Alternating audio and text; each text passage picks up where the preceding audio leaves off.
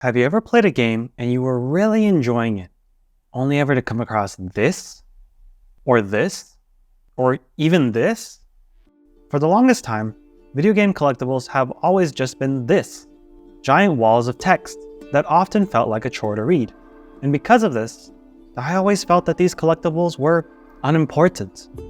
I never really tried to collect anything in games unless it served a function or I was going for that dopamine hit of seeing the achievement pop up on my screen. So whenever this came on my screen, I quickly dismissed it and thought that these collectibles were a waste of my time. The contrast from playing a video game and being immersed in a world and environment to seeing a bunch of words on screen felt too jarring for me to appreciate.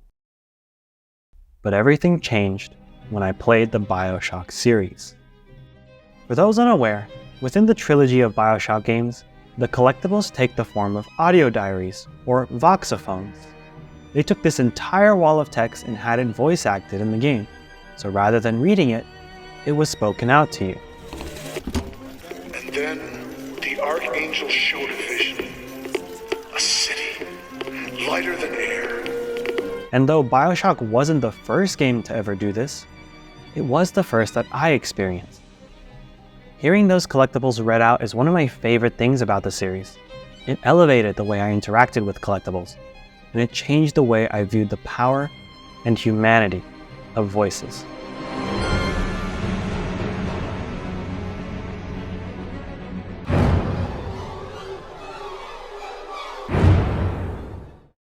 If you've never played the Bioshock series, they are a trilogy of first-person shooter games that I regard as some of my favorite games of all time. Playing them as a teen, I felt like they elevated the way that I viewed games, from being just mindless shooters to works of art. The biggest way that they showcased that was through the intricate worlds that they had developed, which involve an extraordinary setting, either under the sea or in the clouds, and filled it with a wide array of characters that all bring the highly detailed worlds to life. As I talk about the games, I will be going over some mild spoilers, but I may use some clips or audio that would spoil first-time players, so I do highly recommend playing these games because they are masterpieces. In the first Bioshock, you dive under the sea, the city of Rapture, in which it states, there are no gods, no kings, only man. The first time I played it on the Xbox 360, I was immediately enraptured with the game. Upon diving into the city and seeing a person murdered right in front of me, I knew one thing. This was no Hello Kitty Island adventure. This was a horror game. And being the 12-year-old kid that I wasn't a fan of playing horror games. But I was aware of many horror games and the monsters that would chase you, whether that was zombies, aliens, or just literal monsters. Horror games had been packed with the scariest creatures that we could dream up. But Bioshock was a unique horror game because the monsters were just people. Ordinary people with extraordinary circumstances. Circumstances that caused them to lose all sense of their humanity, just to become monstrous versions of themselves. And this terrified me as I picked up my first collectible and heard the voice of Diane McClintock moments before the New Year's attack. Another New Year's, another night alone. I'm out and you're stuck in Festus, working. Imagine my surprise. I guess I'll have another drink.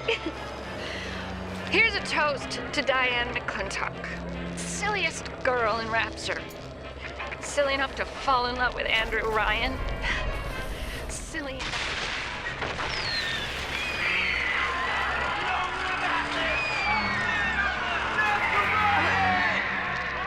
What happened? I'm bleeding. Oh God. What's happening? Hearing the collectible in the form of an audio changed the way I engaged with the city of Rapture. When I had stepped foot out of the bathysphere, it felt like I was exploring ancient ruins of a city long gone. While a civil war raged and people began splicing their genes until they became unrecognizable to their previous selves, this utopian city collapsed.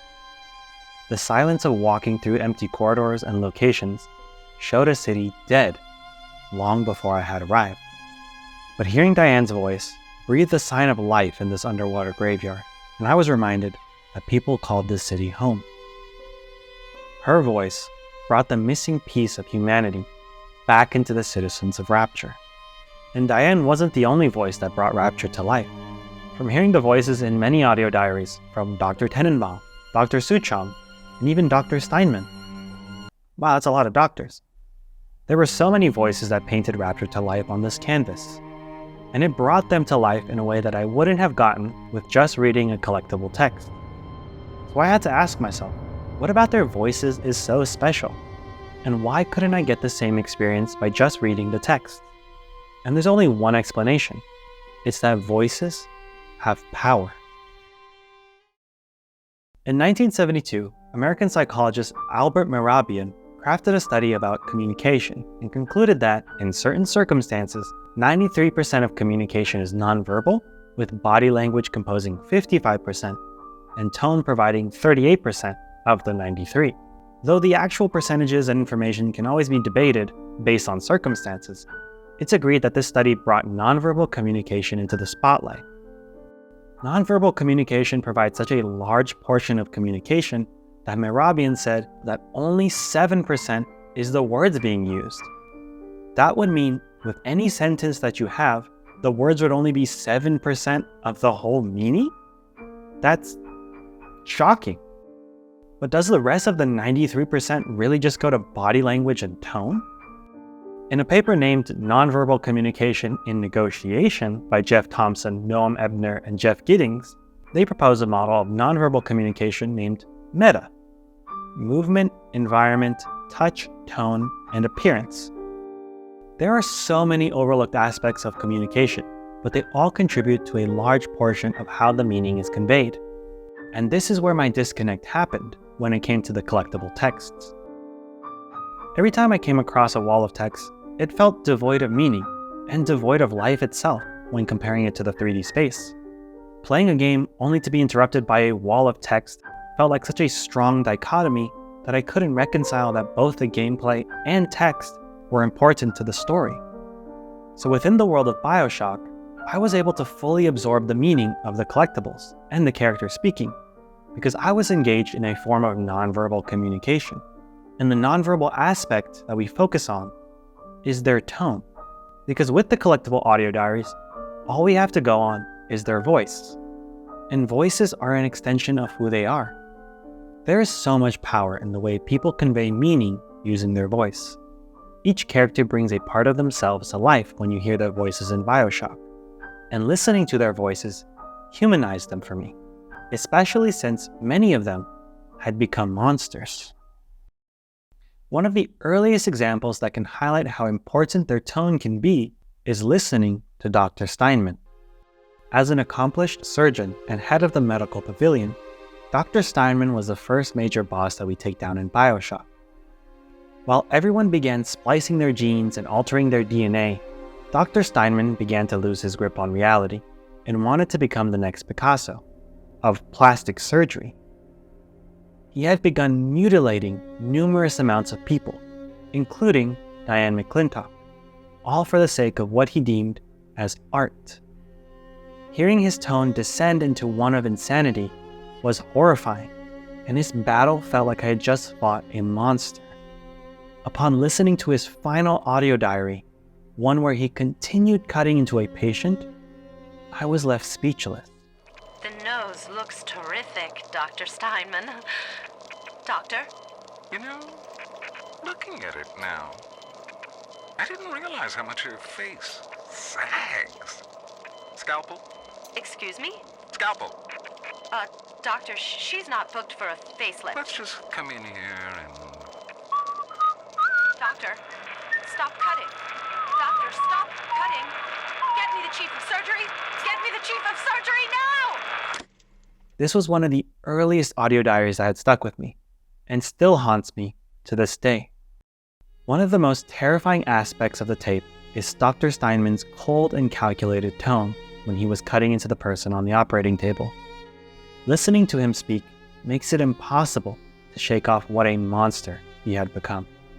But when I listen to his voice, I can't help but imagine a person corrupted by this city and by the substances he had abused. And the easiest way I can try to humanize a monster is by hearing the other voice in the room, the nurse, yelling for him to stop cutting. There is a brief moment where I noticed that Dr. Steinman had not always been a monster. There was a moment where I realized that there were dozens of other surgeries that went perfectly, and the nurse trusted Dr. Steinman. The nose looks terrific, Dr. Steinman. It is in this fleeting moment that I can attempt to humanize Dr. Steinman, to humanize the people of Rapture, and to humanize monsters. And all it took was to hear a voice, because voices have an amazing power to them. Everyone in Rapture, from Dr. Tenenbaum, who discovered Adam by a parasitic slug and used little girls as the host to produce more, to Dr. Suchong, who mentally conditioned these little girls to recycle the atom from rotting corpses. They were all humanized when I heard their voices. They weren't just monsters, like in traditional horror games, but humans who had monstrous ideals and were corrupted by a range of power and addiction. Yet despite the monsters they became, they were all once human with a unique voice, able to speak freely. Each one of their unique voices painted Rapture to life in a powerful way, so much so that I have never forgotten what voices have meant to me since I finished the game. There is such a power when hearing someone's voice. Even when someone's voice changes, you can hear such a difference because, again, voices are so powerful. They're captivating. They are enchanting. They make you fall in love. They make you feel things you would never have felt just by reading their words. And voices are so uniquely personal that they can bring out anyone's humanity, even monsters. Then I played Bioshock Infinite. When I first played Bioshock Infinite, I was 16 and excited to dive into another adventure, but found myself ascended amongst the clouds in the beautiful city of Columbia. Walking around Columbia, seeing the multitude of people was such a breath of fresh air compared to Rapture. So much so that the city already felt like it was alive and had a voice of its own. But this voice wasn't one that I wanted to hear. Upon being baptized for the first time in my life, seeing the worship of the Founding Fathers, and being first in line to throw a ball at two people from minority groups, this so-called utopia was not what it seemed. Actually, it was exactly what it seemed. Columbia was founded to be extremely xenophobic and carried white supremacist ideals. This was cemented when I would listen to voxophones by the so-called prophet and creator of Columbia, Zachary Hale Comstock. What exactly was the great emancipator emancipating the Negro from? From his daily bread, from the nobility of honest work, from wealthy patrons who sponsored them from cradle to grave, from clothing and shelter. And what have they done with their freedom? Why, go to Finkton and you shall find out. No animal is born free, except the white man. When I heard his voice, I realized that Columbia was not different from Rapture. The people of the two cities were the same. They weren't just monsters, like in traditional horror games, but humans who had monstrous ideals and who were corrupted by... Wait, what corrupted them? When comparing the two cities, the people of Rapture had been corrupted by splicing their genes and becoming addicted to Adam. But the people of Columbia didn't look like they were corrupted by anything. In fact, physically, they looked like perfectly healthy individuals. And comparing the two people feels so strange to me. In Rapture, I was always looking for the people behind the monsters, and thanks to the audio diaries, I was able to get a glimpse of who they once were. In Columbia, however, I couldn't help but stare at the monsters behind the people, because each voxophone I would listen to didn't give me a glimpse into who they were, but who they are. As a boy, I had a dog named Bill. Like all dogs, Bill was a loyal friend. If we had not fed him, Bill would have been loyal. If we had struck him, Bill would have been loyal. Only when the colored man can make that claim will he take his place in society. Listening to their voices was a terrifying experience that I would not have gotten with just their words, because their words were filled with hate, and reading hate is an entirely different experience from hearing hate. This left me so confused. Voices have such a powerful meaning attached to them, and they can be used to humanize everyone. But the voices that I would hear didn't feel like it humanized anyone. In fact, the voices felt like they were being used, not in a way that is an extension of their humanity, but in a way that carried a particular function. So why were they using their voices to dehumanize groups of people? Why were the people of Colombia allowing a voice to reduce people to animals? And probably the biggest question of all, one that I had never asked myself until now, was why were all of these voices that I'm focusing on recorded?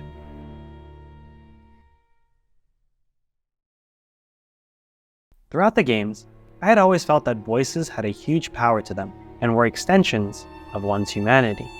I had felt that hearing these collectibles in an audio format was so much more engaging than just your standard text format, and I always felt that it was a revelation that I had come across and shaped how I viewed voices. But I never once asked how others viewed voices, because I realized that people often don't view voices as extensions of someone's humanity. In fact, we tend to take voices for granted.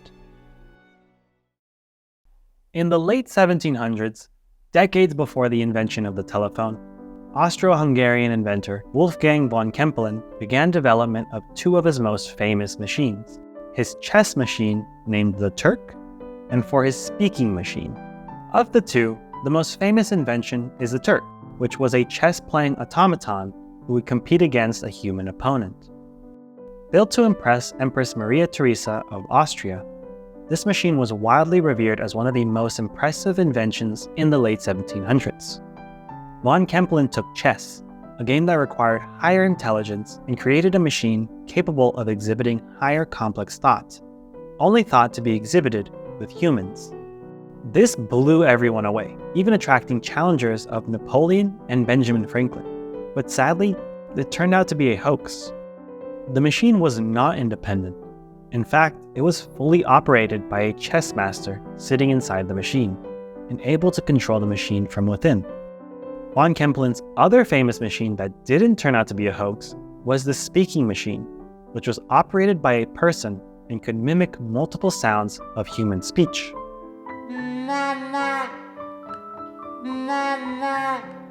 This duck call sounding machine was deemed impressive, but not as impressive as the Turk. The reason I bring up these two machines is to highlight the way we view our voices. You see, the more impressive machine, the Turk, was designed to look as human as possible. But when it came to the speaking machine, it was the opposite, despite both of them being machines. In Mladen Dolar's book, A Voice and Nothing More, which introduced me to this concept, he writes, "The chess automaton was constructed in such a way as to appear as human-like as possible. It made the pretense of being engrossed in deep thought, it rolled its eyes, and so on, while the speaking machine was as mechanical as possible. It did not try to hide its mechanical nature." It's as if von Kempelen believed the idea of thought was a human quality, and that a machine that could exhibit thought needed to look inherently human. But when it came to a voice, it didn't register as a human quality. In fact, it wasn't seen as an extension of one's humanity, but it was seen as noise. Simple, dehumanized noise. And from that noise, we could ascribe meaning using our thoughts, which were vastly superior than just being able to speak. Because that's what we do. We take our voices for granted. We dehumanize our voices and separate the humanity from them. All we do is reduce our voices to just tools. We view our voices just like how we view our phones, not an extension of oneself, and not a right that everyone has. Being able to have a voice is just like having a tool in your hands. And that's exactly what the cities of both Rapture and Columbia have adopted in their mentality. Throughout Rapture, you come across a variety of vending machines. Each one of these vending machines has an image of a somewhat recognizable human on there. and each machine is imbued with their own special voice. Hey, I've got a family to feed!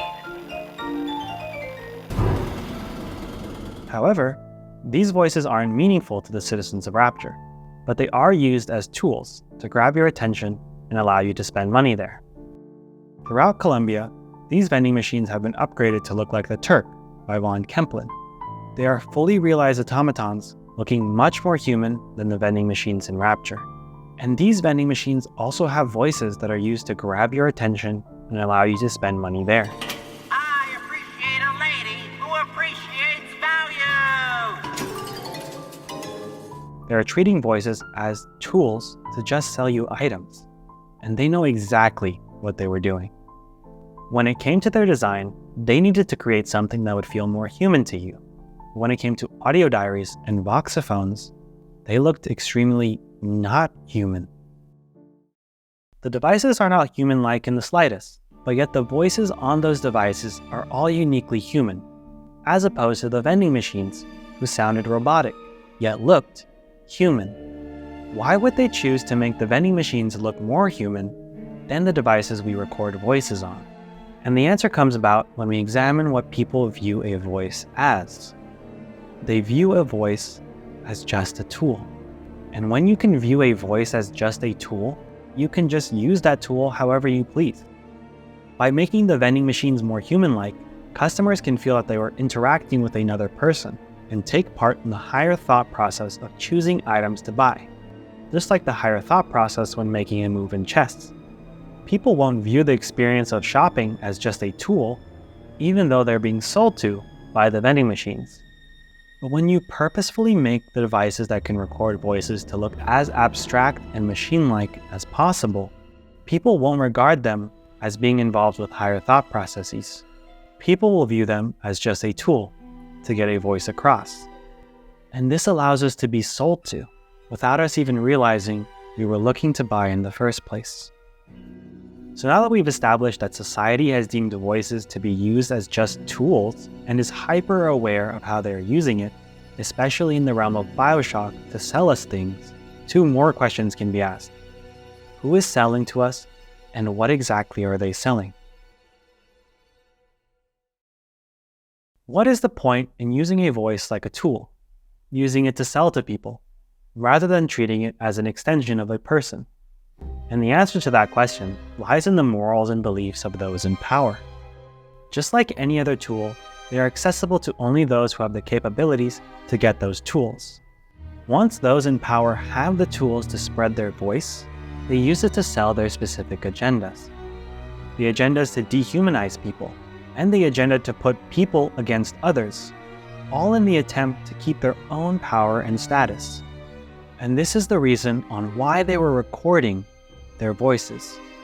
These audio recordings were never designed to breathe a life of humanity into these worlds, to showcase the humanity of those in power or those who became monsters, but to be used as a tool to have people buy in and accept their influence.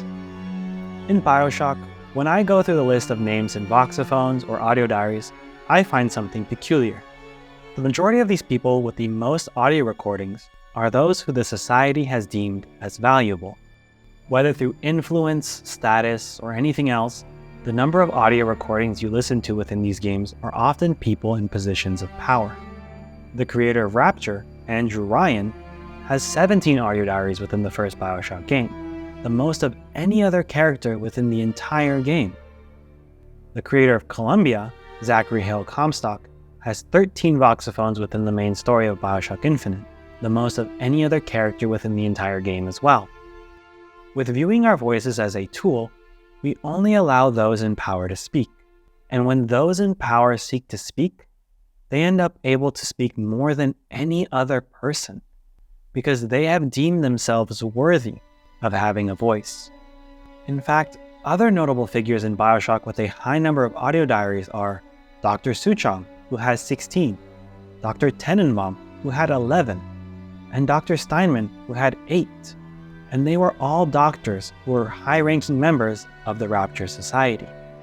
Each one of these characters who carried a huge amount of power and status in Rapture apparently had the most to say. They were deemed worthy of having a voice. Even Diane McClintock, the first voice that breathed the city of Rapture to life for me, had 8 audio diaries as well. And she was important because she was the assistant and love interest of Andrew Ryan, creator and the head of Rapture. She was only made important by the important people who found a use for her. Following Diane's story throughout Rapture as an assistant in love with her boss, to becoming a revolutionary and fighting the war against Andrew Ryan is a heartbreaking tale. Just like how Rapture uses voices as tools, she was used as a tool as well, fighting in a civil war orchestrated by men fighting for power. But when her use as a tool ran out, she was murdered by her new boss, Frank Fontaine. Throughout the game, you never see Diane until you find her corpse, and you find that you had been listening to an echo of someone who had long passed. Diane was used as a tool when she bought into the idea of this civil war, and then discarded when she was deemed to be no longer worthy of a voice anymore by the men who gave her the tools to speak in the first place. Within the city of Columbia, when the militant group named Vox Populi, Latin for Voice of the People, and primarily composed of the oppressed minority groups and working class, begin their revolution, they tune into the person in charge, Daisy Fitzroy, who had 8 recorded voxophones herself. With them, she claims she is working for the good of the people, to erase the social and racial boundaries within Colombia, and provide a voice for the people. But when it came down to an all-out war, the Vox Populi turned from peaceful protests to destroying entire portions of the city, executing and torturing anyone, including innocent civilians. How quickly they turned from being dehumanized to buying into the idea that they can just dehumanize others. Daisy had successfully made people buy into joining a bloodthirsty army, all with the power of spreading her voice and message across Colombia. How can we be comfortable with a militant group that brutally murders civilians under the guise of Voice of the People? Surely Daisy and her extremists do not speak for everyone, but those in power, whether in charge of the city or in charge of the Vox Populi, were deemed important enough to have their voice spread their beliefs throughout Colombia. And this idea about how voices are deemed to be important extends far beyond just the cities of Rapture and Colombia. Throughout the world, millions of people are buying into ideas, morals, and beliefs being sold to them in the form of voices. Hearing politicians, world leaders, or even just community leaders present their thoughts and beliefs to you are always filled with the power to get you to agree with their ideals. Hell, even I'm using my voice right now to tell you all of this. The worst part is, we have no idea exactly when we're being sold to, because when we listen to a voice, whether on the news, on a podcast, or even in a video essay, we don't realize that the person on the other side is using their voice as a tool to sell you their beliefs. And this has been constant throughout history.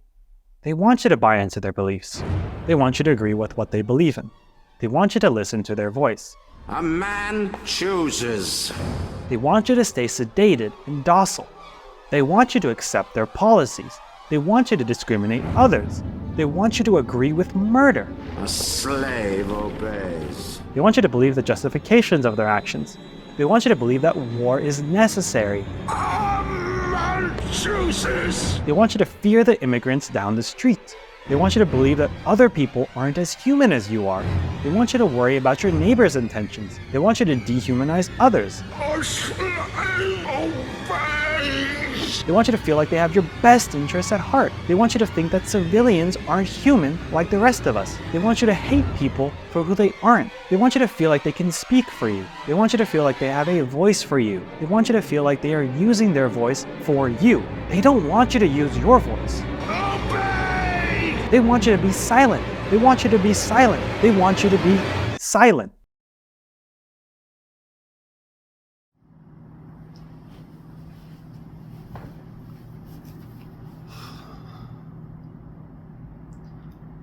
When I started this video, I wanted to showcase how Bioshock showed me just how important having a voice was. And for the longest time, it's felt like I didn't have one. Growing up, I was told to accept things for how they were, whether that was in the world or within my own household. I had a plethora of mental health issues, ranging from an eating disorder to suicidal ideation. And I always thought that it was myself who was the problem. So I bottled everything up. I never spoke about anything that was bothering me, what I thought about the world, and no one ever asked me for my opinion. I never shared my voice, my thoughts, and my beliefs because I always thought that I wasn't meant to have a voice. I felt that I was deemed to be not important enough to have a voice, to have an opinion. But returning to the Bioshock series as an adult has changed my view on voices entirely, including my own. When diving back into the city of Rapture, I was excited to hear the voices that shaped part of my teenage years. In my memory, the city was filled with the sounds of voices and the abundance of audio diaries we find. But when I replay it, I can't help but linger on the most abundant sound in the city: silence. The silence of walking through empty corridors and locations showed a city dead long before I had arrived. But hearing a recording of a voice breathed the sign of life in this underwater graveyard, and I was reminded that people called this city home.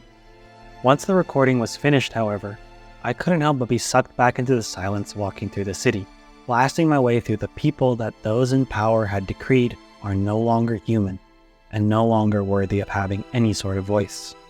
It is in this silence that I can't help but think about the thousands of people in Rapture who didn't get to record their experience in an audio tape. Those people who didn't get a voice amidst all this chaos.